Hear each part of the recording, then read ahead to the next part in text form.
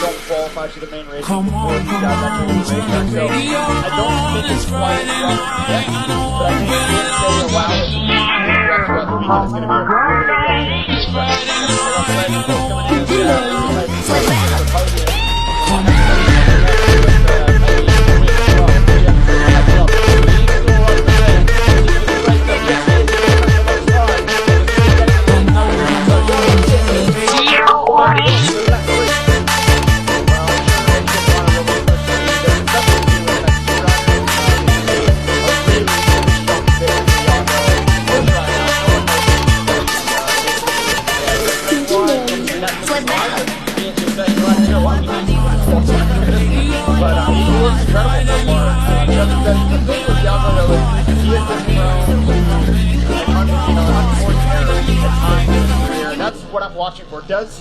Is he able to remove that error out of his game this weekend? Because if he can stay mistake-free throughout the weekend, he's going to be battling for a podium in the MXGP class. Just trying to remember whether Saturday we already started to have the rain back in 2018 and the track was already heavy and quite, There was never a time on that weekend where it wasn't raining, Paul. There was never a time. Trust me, I think about that weekend once a day. Probably once a day throughout my life I think about that weekend. Cute Darth Vader. It's a painful memory. Darth Vader's in the box for the moment, though, yeah? Well, and I think probably most fans are sitting at home wondering, where's the Eli Tomac that we watched all summer? I think he's being really cautious. He was so incredibly aggressive this summer, and I think he was just in his element, in the zone. To me, when I watch him, he's just feeling things out. I don't see him taking a lot of chances. He's still stuck behind Maxime Renault here, but I think he's just going to ramp up that intensity. And if you've watched Eli Tomac over the course of his career, he can turn on the intensity with the snap of his fingers. We kind of call it beast mode when he goes into this next level zone, and he can cut 3 seconds out of his lap time in one lap when he finds that. I don't see it quite yet. We may not see it today, but he still has it. So I think he's just letting the race kind of unfold, knowing that it's just about gate pick. Trophies aren't handed out today, and you don't want to throw anything away on Saturday.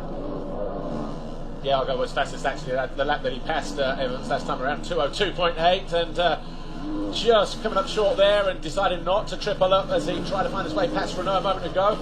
Eli Tomac still hanging on to that 7th place, but not finding his way to 6th just through there. But the crowd absolutely amped here around this Redbud circuit in Buchanan, Michigan. He was using a lot of outsides in pre-practice, I noticed this morning, and he gets taken wide there, and the two Yamahas almost come together. But we have a change of position. Tomac now up in the 6th place. I don't think Renault's making friends out there at the moment. I'm sure Tomac's probably really frustrated to still be behind him as well. So let's see what Tomac can do here. He's got a clear track for the first time in a while, and it's kind of mid-moto, so he should be pretty loosened up. I would expect to see him turn in his best lap the next lap.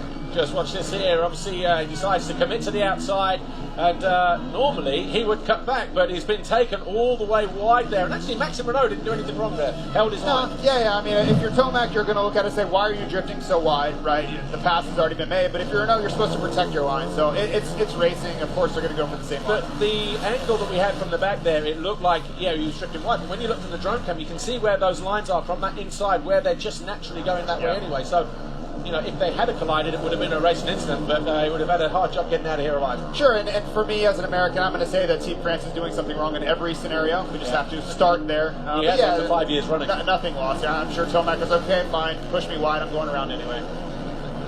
Anyway, Jorge Prado is starting to close in on Koldenhoff. This will be for 4th place. So the rider in orange from the Netherlands, and actually Tomac has wasted no time bridging the gap back to the 46 in the red and yellow of Spain.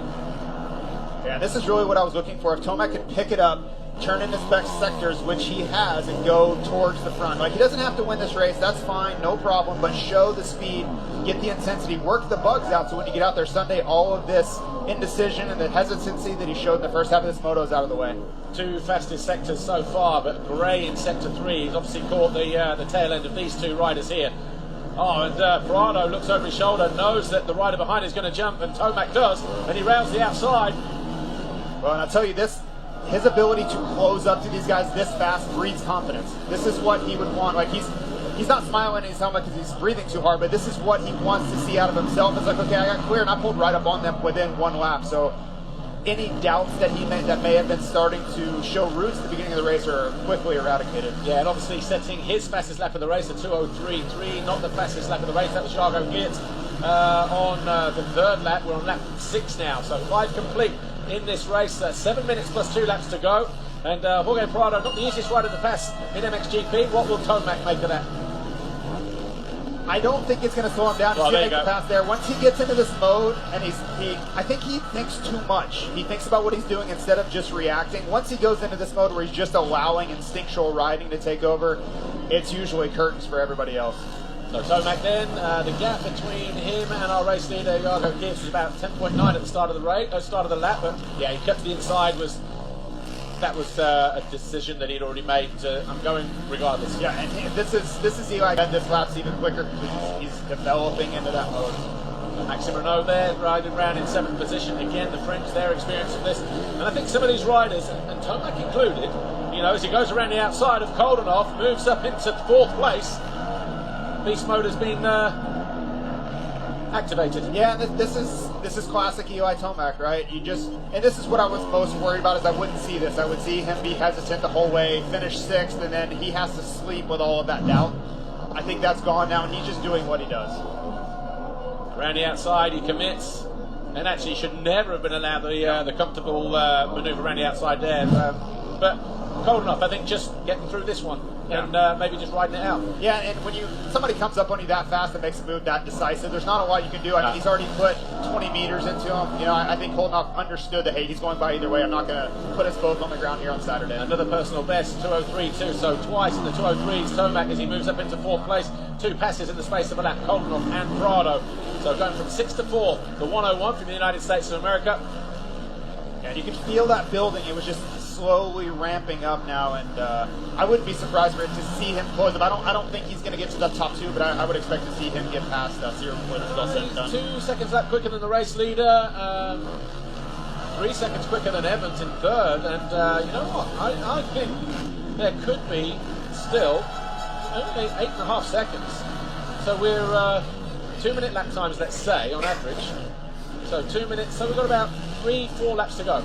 Can he make decisive moves? That's the thing, right? If he gets stuck behind Seaworth for any amount of time, he's going to lose out on that opportunity. But if he can clear them as fast as he did those 2, there's a chance. And let's not forget, the first race of the day, almost every single fan around the racetrack here, they're looking at Tomac. It's the first rider. It would have been Chase if he was in the MXGP category, but it's Tomac. They'll be looking at him, and the teammates will be looking at him. The team around them will be saying, you get that first race, that sows the seed. You know, you go and win that one, guess what? We're all, already there. Inspiring. Everybody picks up just the emotion and everything, starts to build. And I think they're seeing that already. He doesn't even have to win. Seeing him blow through the pack, passing the likes of Koldenhoff, who was so dominant here in 2018, I think that already sends a message. So like I said earlier, I was worried the first half of the race he wasn't showing any aggression. I've already seen what I need to see. He could finish 4th, and I'd be like, that's okay. He looked the part. Tony Cairoli in 10th place for Team Italy. He's behind Cornelius Tondale, the rider in red ahead of him of Norway. And then Dean Wilson, GB, is in 8th place. So Tony Cairoli, obviously he's made some fans here, hasn't he, this year? Yeah, and obviously worldwide, I think everybody appreciates the effort of his entire career. He's raced here at Motocross of Nations twice before, and if you're not a Tony Cairoli fan, I don't understand why you wouldn't be. But interestingly here, behind Tondale, EMX rider, Tony's like, oh man, we never raced against this guy before. Siwa has found his way past Evans, so out of the final turn into turn 1. So Siwa now up in a 2nd position, probably sensing the charge from Tomac, who's now into the 2:02s. And we've got 3 minutes to go, so it's going to be this lap plus. So we've got 3 laps to go, 4 laps to go. Well, and you wonder if Siwa responded to seeing Tomac coming, right? Did he see Tomac closing the gap and said, okay, I've got to pick up the pace and move past that? The difference is, though, picking it up with just a few laps to go, and obviously Siwa now having to try and find that. Yeah, and it speaks volumes for Siwa that he was able to pick up the pace and respond.